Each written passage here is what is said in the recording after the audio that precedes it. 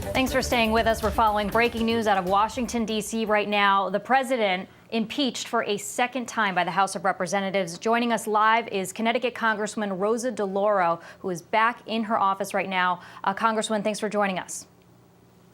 Thank you. Thank you very much. Okay, so we knew that this was likely to pass the House if it was brought. You voted for impeachment along with 10 of your Republican colleagues. I want to get reaction to your Republican colleagues there, several of them joining you all this time.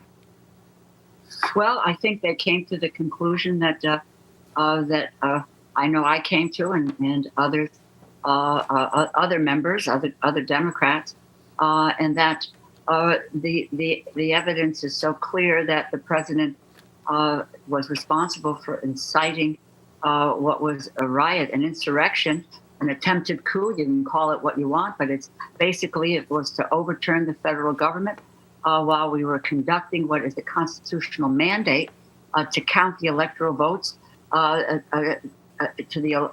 elect the next president of the United States, Joe Biden, and the vice president, Kamala Harris. Congresswoman, why go this